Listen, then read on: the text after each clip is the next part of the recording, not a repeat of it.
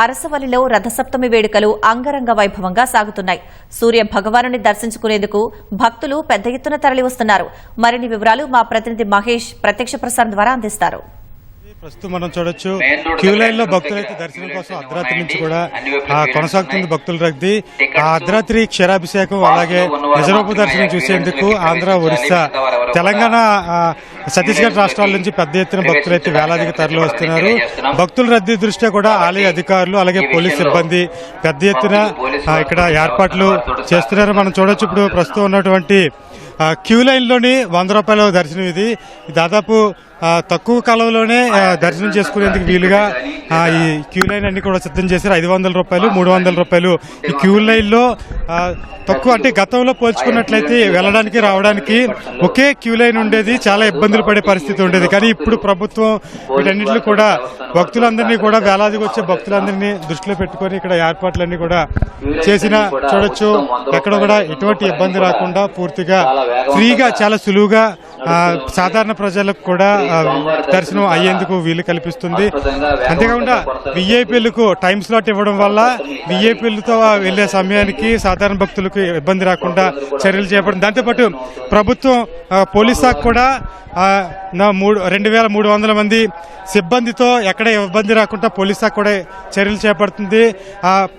దేవాలయానికి 5 కిలోమీటర్ల దూరంలో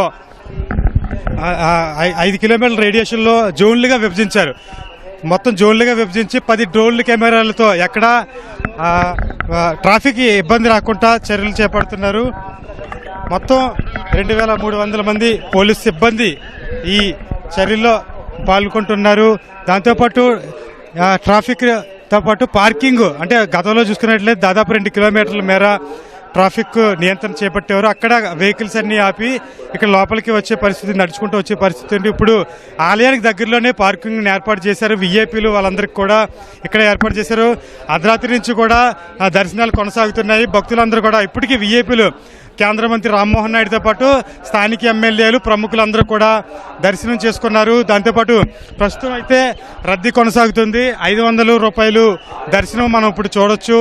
ఆలయంలో భక్తులు ఎటువంటి ఇబ్బందులు రాకుండా వృద్ధులకు, పిల్లలకు ప్రత్యేకంగా చర్యలు అయితే చేపడుతున్నారు. వికలాంగులు ఎవరైనా వస్తే వారందరికీ కూడా ప్రత్యేకంగా వీల్ చైర్లు, అనారోగ్యం బాగోలేని వాళ్ళందరికీ కూడా ఇక్కడ మెడికల్ సెంటర్లు ఏర్పాటు చేశారు. దాదాపు 24 మెడికల్ సెంటర్లు ఏర్పాటు చేశారు. దాంతోపాటు ఫైర్, ఏదైనా అగ్ని ప్రమాదం అలాంటివి ఏమైనా జరిగినా అక్కడ ఫైర్ సిబ్బంది కూడా ఇక్కడ దగ్గరలోనే ఫైర్ ఇంజన్లతో సిద్ధంగా ఉన్నారు. అనారోగ్యంగా ఎవరికైనా ఉన్నా వాళ్ళందరికీ కూడా ఇక్కడ మెడికల్ సెంటర్లు ఏర్పాటు చేసి అంబులెన్సులు కూడా ఉన్నాయి. దాంతోపాటు పారిశుద్ధ్య కార్మికులు కూడా చాలా మంది, 600కు పైగా ఇక్కడ పారిశుద్ధ్య కార్మికులు కూడా పనిచేస్తున్న పరిస్థితి ఉంది. ప్లాస్టిక్ రహితంగా ఉంచేందుకు మొత్తం అన్ని కూడా చర్యలు చేపడుతున్నారు.